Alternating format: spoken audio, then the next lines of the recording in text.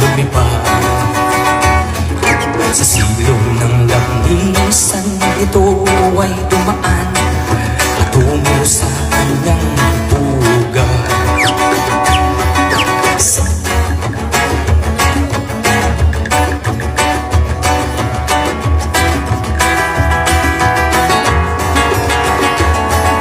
Nakita kong inakay at narinig ang masiyap ng gutom na sikmura at ng pantukang payat.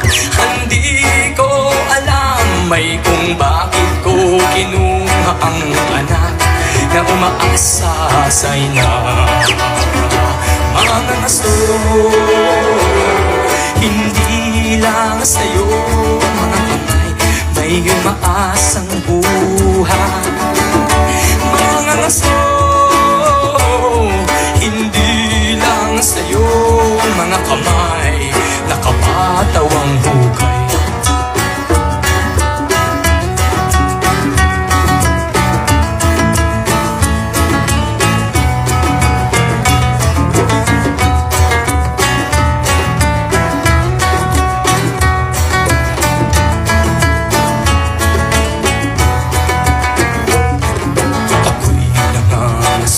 Sa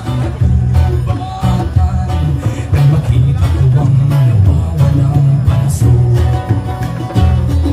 nagaling rin sa katulad kong ang nais lang ay magbigay ng ulam sa plato. Isang baboy ramo ang do'y napahilay at ang kanyang butot lamay nakalala.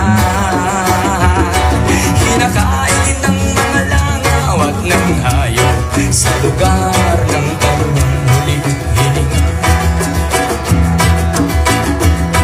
Kung saan kanyang nakita ang mga aso, hindi lang sa'yo mga kamay may umaasang buhay. Mga aso, hindi lang sa'yo mga kamay nakapatawang hukay.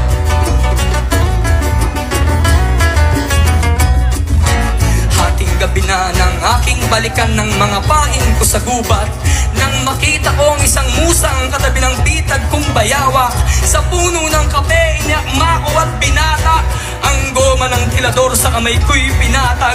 Pinitawan ng bato na nakabalot sa balat, tumilapo ng bala ng walang pamapamagat.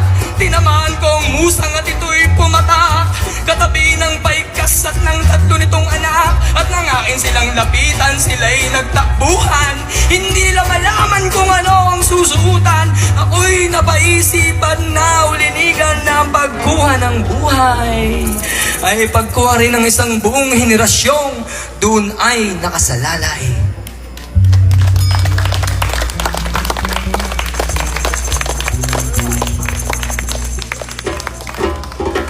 Aking dala-dala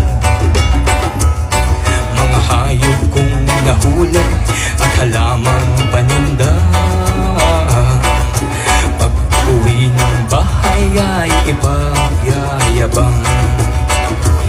Mayaman kong hinalit sa gubat. Mga aso, hindi lang sa'yo mga kamay may umaasang buhay. Mga aso, hindi lang sa'yo mga kamay nakapatawang hukay.